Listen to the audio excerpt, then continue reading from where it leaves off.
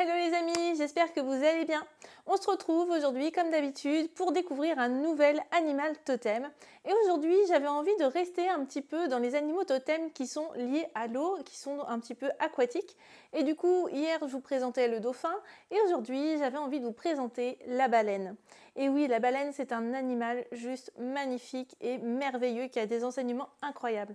Donc voilà, on va aller découvrir tranquillement ce gros ces gros animaux-là et on va aller voir un petit peu quels sont ces messages, ce qu'il incarne évidemment, et aussi les personnalités des gens, les chakras, la lithothérapie, enfin on va aller voir un petit peu tout le package de cet animal.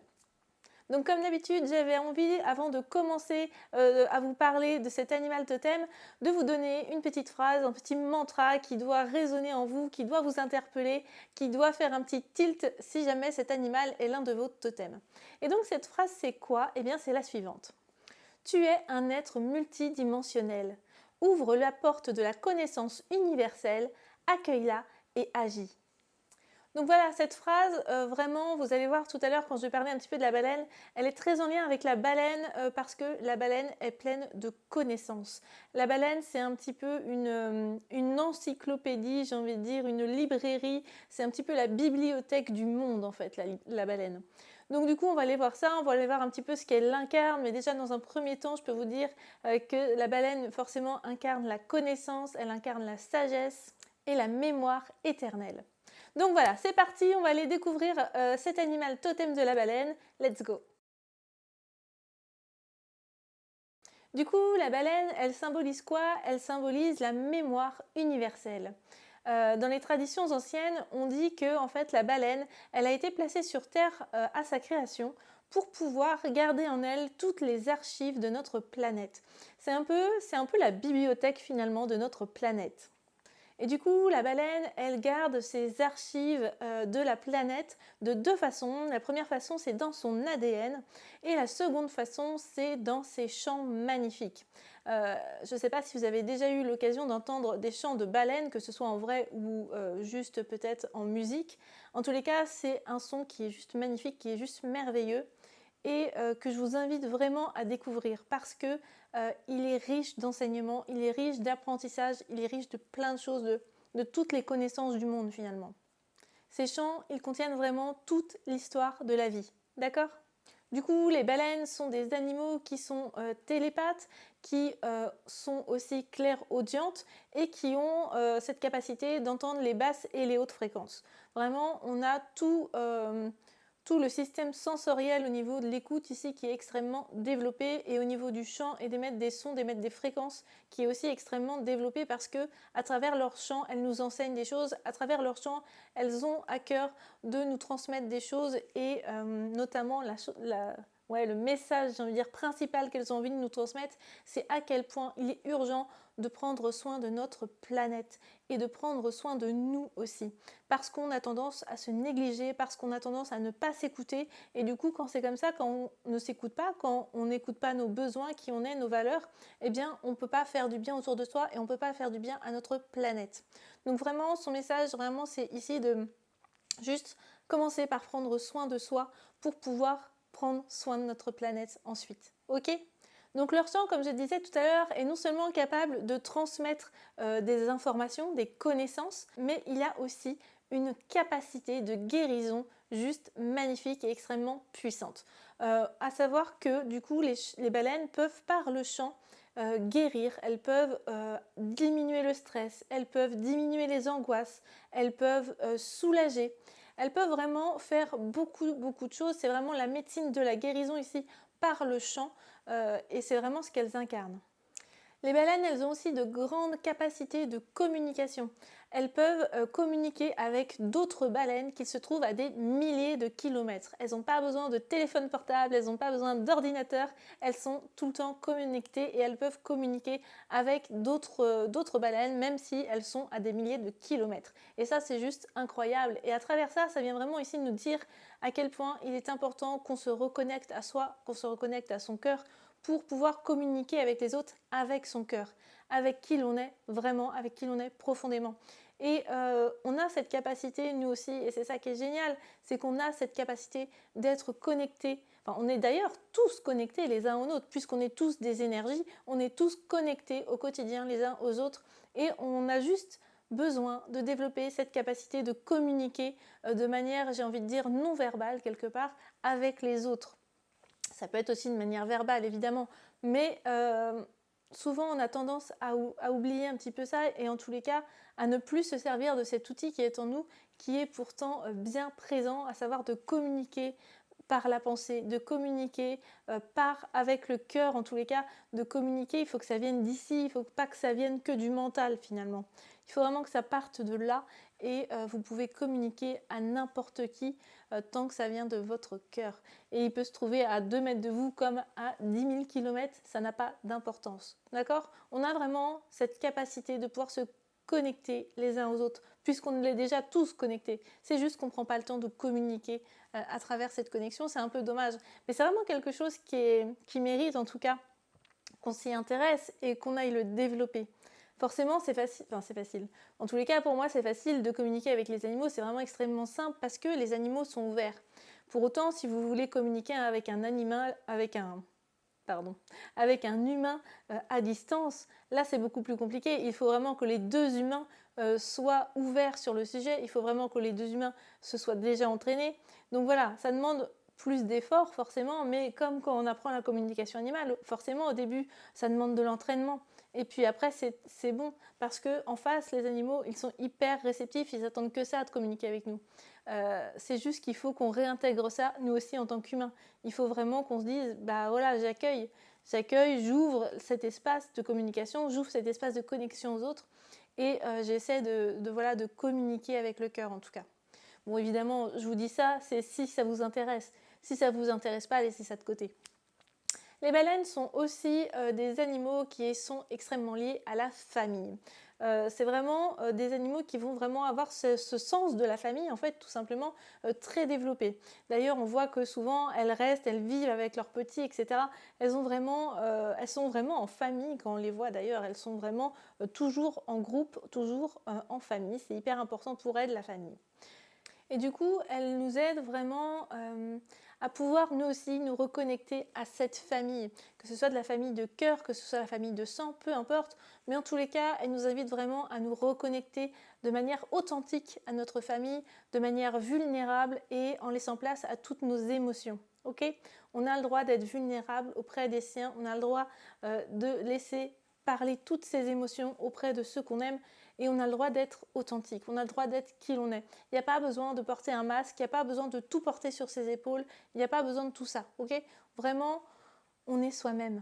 Et on n'hésite pas à dire ce que l'on ressent profondément. Et ça, c'est vraiment important pour les personnes qui ont cet animal comme totem, de à la fois pouvoir se reconnecter à sa famille, mais aussi de pouvoir être authentique, de pouvoir leur dire les choses. Ça, c'est hyper important.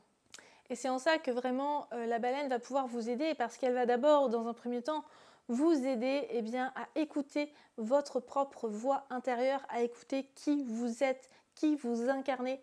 Et une fois que vous aurez vraiment pris conscience de ça, vous allez pouvoir après, avec les autres, être authentique, être vous-même et dire les choses, ok ? Elle est vraiment liée du coup à tout ce qui va être aussi émotionnel. Vraiment, quand cet animal totem est dans votre vie, quand cet animal totem vous accompagne, c'est vraiment qu'il a envie que vous preniez conscience de vos émotions. Il a vraiment envie que vous preniez conscience à la fois de ce qui va, de ce qui ne va pas, de dans quelle émotion vous vous sentez, et de faire un petit peu cet inventaire des pressions aussi émotionnelles que vous subissez au quotidien. Okay ? Parce que des pressions émotionnelles, on en subit tous, mais essayez de faire un petit peu l'inventaire de ces pressions-là, de voir un petit peu où ça ne va pas, pour pouvoir demander à cet animal totem de vous aider, pour pouvoir vous libérer, pour pouvoir guérir, pour pouvoir avancer et peut-être juste débloquer certains blocages qui restent encore. Okay ? Vraiment ici, il va falloir aller au cœur de l'émotion et il va falloir réussir à la partager. Je donne un exemple concret. Par exemple, je ne sais pas, moi, vous avez perdu un être cher pendant votre enfance. Et face à ça, face à cette situation, face à cette perte, face à ce deuil, vous avez de la colère en vous, vous avez de la tristesse en vous. Voilà, vous avez ces deux émotions qui prennent le dessus dans votre vie au quotidien. dans plein de situations différentes, mais en tous les cas, ces émotions, elles ressortent à chaque fois, et du coup, c'est trop pour vous, c'est trop à gérer. Donc dans ces cas-là, quand c'est comme ça, faites appel à cet animal totem pour vous aider, pour vous soulager, et pour aussi aller au cœur de ces émotions, aller au cœur de la colère, aller au cœur de la tristesse, aller voir ce qui s'y passe. Pourquoi cette plaie est-elle encore béante, d'accord? Pourquoi est-ce que vous n'avez pas pu faire votre deuil? Pourquoi est-ce que vous êtes toujours en colère? Quelles en sont les véritables raisons? D'accord? Parce que c'est ça qu'il faut vraiment aller creuser profondément, c'est pourquoi. Pourquoi est-ce qu'aujourd'hui la plaie est-elle toujours aussi béante? Pourquoi est-ce que je ne peux pas juste mettre de l'amour dessus, réussir à guérir, réussir à libérer, etc. etc. Donc c'est vraiment ça que la baleine elle vient ici nous inviter, de pouvoir à la fois se reconnecter à ses émotions, essayer d'évaluer un petit peu où vous en êtes pour pouvoir derrière libérer et guérir. Ok? Parce que finalement, tout comme la baleine, vous avez besoin aussi de remonter à la surface de temps en temps pour prendre une grande bouffée d'air frais, pour prendre une grande bouffée de renouveau. En tous les cas, vous avez besoin de remonter, prendre de l'air. Vous n'avez pas à tout le temps rester un petit peu dans vos soucis familiaux ou alors dans ces émotions un petit peu qui vous font descendre parce que, attention, évidemment, la colère, la tristesse ne sont pas des émotions négatives, elles sont là pour nous apporter un message, un enseignement. Donc voilà, mais il faut vraiment que vous puissiez prendre ces émotions en compte pour les analyser, pour pouvoir guérir et vous libérer de tout ça derrière. En tous les cas, vraiment, ici, la baleine vous dit que vous avez le droit de vous libérer de vos fardeaux et d'ailleurs fardeaux, vous avez besoin de vous libérer de vos fardeaux et de remonter à la surface, de remonter prendre l'air frais. Vous laissez couler tout au fond ce dont vous n'avez plus besoin et vous remontez à la surface. Vous remontez à la surface, vous commencez à revivre, vous commencez à respirer, vous commencez à guérir, ok? Donc ça, c'est vraiment très lié à la baleine. Essayez vraiment de voir si ça résonne en vous, si c'est quelque chose que peut-être que vous avez aussi vécu, une situation, quelle qu'elle soit d'ailleurs, hein, familiale ou où vous avez eu un traumatisme, etc., qui fait qu'aujourd'hui, vous avez encore des émotions par rapport à ça, de manière consciente ou non d'ailleurs, et qui au quotidien, ces émotions, elles prennent le dessus. Par exemple, moi, j'ai une émotion qui est remontée il n'y a pas si longtemps que ça, qui est la colère, qui est remontée en moi comme ça. Et voilà, j'avais tendance à être en colère et à avoir des montées de colère quand j'étais avec mes enfants. Et du coup, je ne comprenais pas pourquoi je me sentais tout à coup en colère comme ça. Et du coup, ça a été vraiment un gros travail pour aller chercher l'origine de cette colère, pour essayer de trouver d'où elle venait, cette colère finalement. Et pourquoi j'étais en colère comme ça.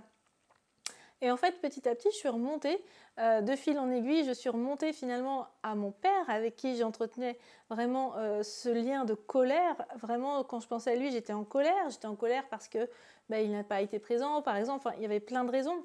Et du coup, je sais que lui, quelque part, il était aussi en colère contre ses parents. Et c'est comme si je répétais le schéma finalement.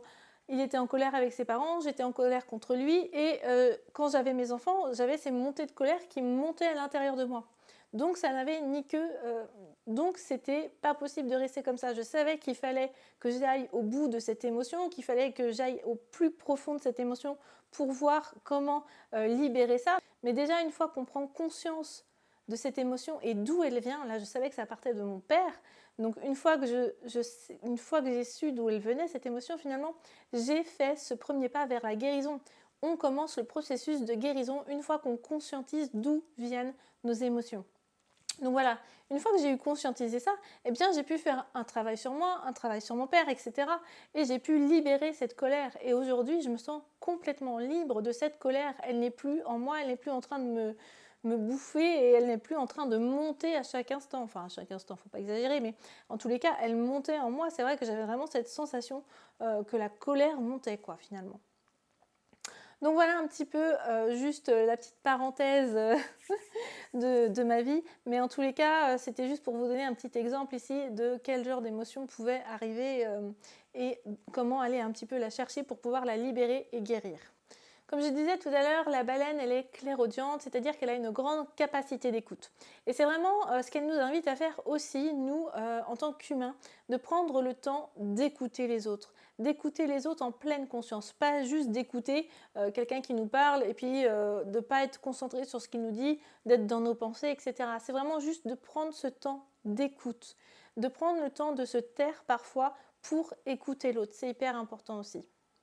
Ok les amis, maintenant on va aller voir un petit peu du côté des personnalités, des capacités des gens qui ont cet animal comme totem. C'est parti. Donc les personnes qui ont cet animal comme totem sont des personnes qui sont capables d'utiliser la médecine de la guérison à travers le chant, à travers la musique, à travers les sons. Vraiment, c'est extrêmement lié à tout ce qui va être musical, j'ai envie de dire.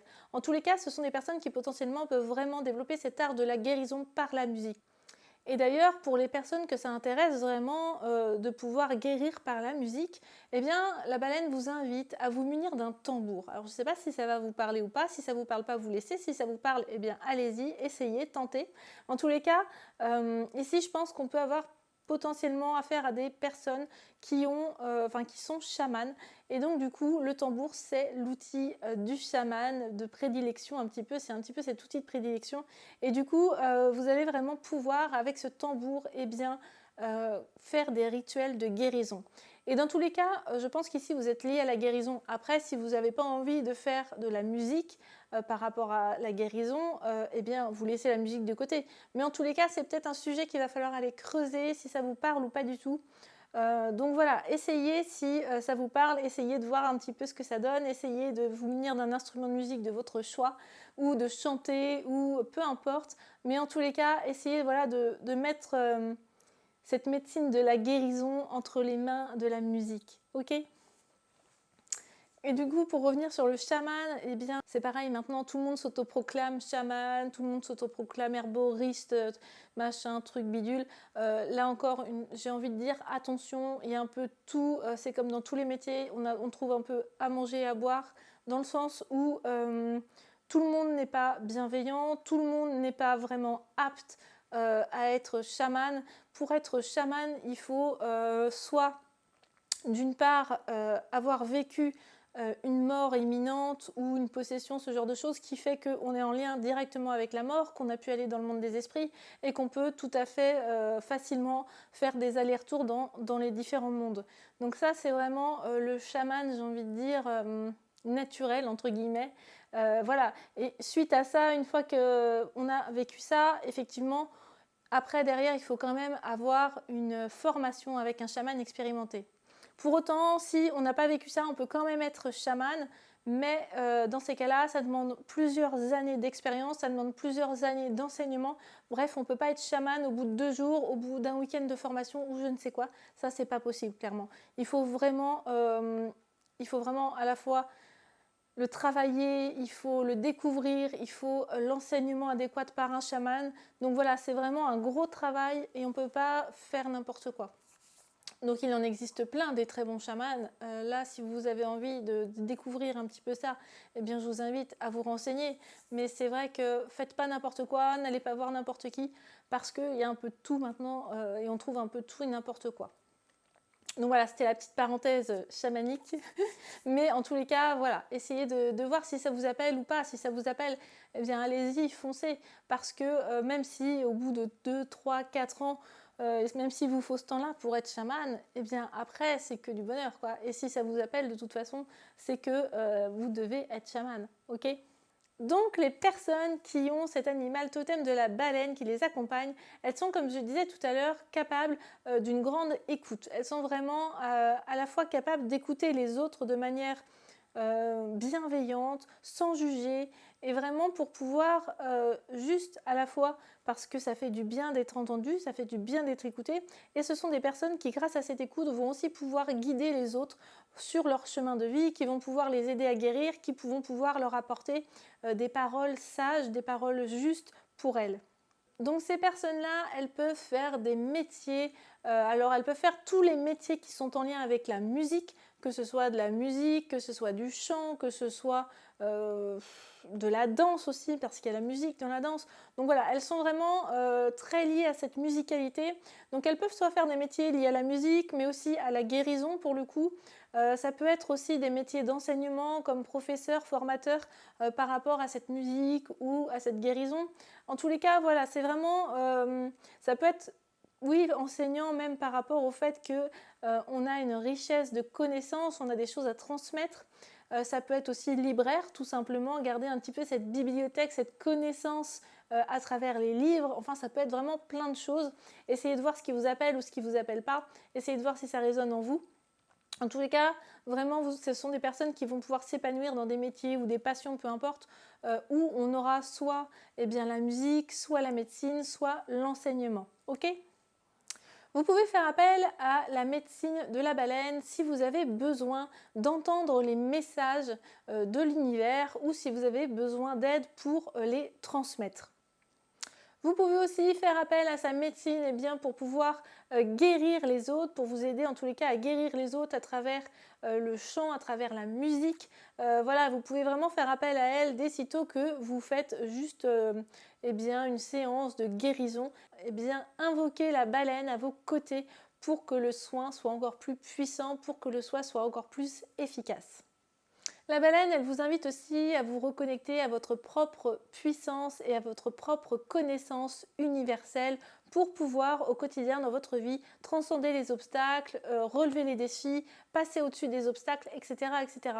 Vraiment, elle vous invite à retrouver ces clés qui sont en vous, à retrouver ces connaissances parce que vous avez toutes les connaissances nécessaires à l'intérieur de vous, vous avez toutes les clés à l'intérieur de vous. Donc vraiment, c'est prendre ce temps de se reconnecter à soi, de se reconnecter à ces connaissances et à ces informations précieuses qui sont déjà en vous parce que dans votre vie de tous les jours, elles seront super utiles. Dans tous les cas, soyez un fervent protecteur des baleines parce qu'elles en ont besoin, parce qu'elles ont besoin qu'on les protège, qu'on prenne soin d'elles, parce qu'elles, de leur côté, elles prennent soin de notre terre. C'est vraiment la bibliothèque, la librairie, le savoir ancestral qui se trouve en elles. Donc, protégeons-les, soyons protecteurs avec elles.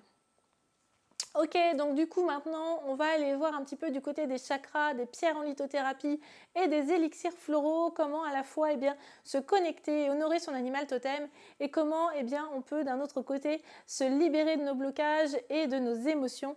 Donc c'est parti. Donc la baleine, déjà dans un premier temps, elle est liée au chakra du cœur. Le chakra du cœur qui se trouve au niveau de notre cœur et qui est de couleur verte.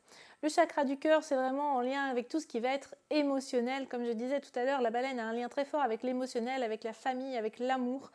Donc voilà, c'est le premier chakra auquel elle est reliée. Le deuxième chakra qui est relié à la baleine, c'est le chakra du troisième œil qui se trouve juste entre vos deux sourcils. Et ce chakra-là, il va être vraiment relié à tout ce qui va être intuition, à tout ce qui va être perception aussi des messages. Enfin voilà, il va vraiment être là pour ça. Et enfin, elle est liée au chakra coronal qui se trouve juste au-dessus de votre tête et qui est de couleur violette. Ce chakra coronal, il va être vraiment lié à tout ce qui va être message divin, tout ce qui va être spiritualité. Et cette baleine, elle est vraiment connectée justement à tout ce qui l'entoure, à toute cette connaissance universelle. Et donc c'est vraiment le lien avec ce chakra-là qui va vraiment développer toute votre connaissance, toute votre connaissance divine et spirituelle. Maintenant, on va aller voir du côté des pierres en lithothérapie. Quelles pierres peuvent nous accompagner à la fois pour se connecter, honorer notre animal totem et pour nous aider aussi, nous, si on a des blocages ou des émotions qui sont un petit peu exacerbées. Donc c'est parti, la première pierre que j'avais envie de vous présenter, c'est l'améthyste. L'améthyste, c'est la pierre de la spiritualité, c'est la pierre qui permet de vous aider à vous connecter à la fois à votre propre spiritualité, mais aussi de recevoir des messages divins, de recevoir des informations, des connaissances divines. Donc voilà, c'est vraiment la pierre qui est faite pour ça. Ensuite, en deuxième pierre, on a l'œil de tigre. L'œil de tigre, c'est une pierre qui va vous aider à développer votre conscience et votre connaissance de vous. C'est vraiment la pierre de la connaissance de soi finalement.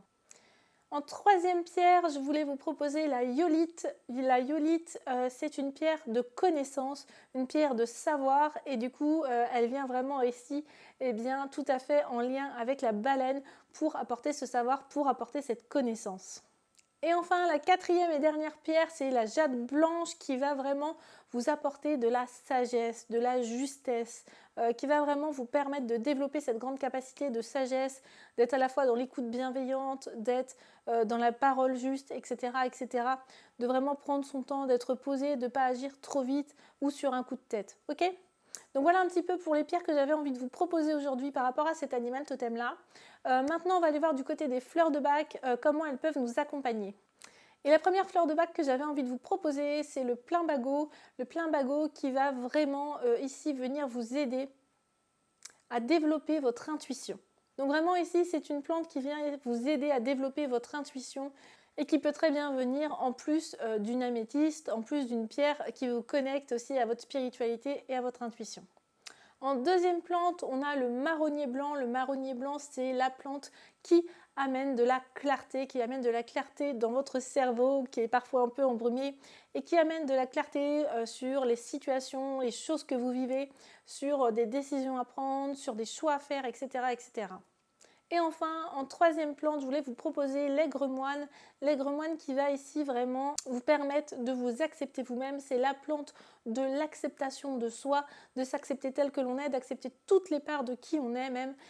Bref, de nous accepter pleinement. Donc voilà un petit peu pour les plantes, pour les chakras et pour les pierres.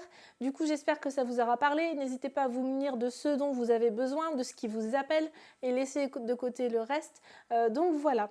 Voilà un petit peu pour cette vidéo aussi sur la baleine. J'espère qu'elle vous aura plu, qu'elle vous aura parlé. N'hésitez pas à liker, à commenter, à partager et à vous abonner à ma chaîne pour découvrir chaque jour un animal totem. Sur ce, eh bien moi je vous souhaite une belle fin de journée et je vous dis à bientôt. Bye bye.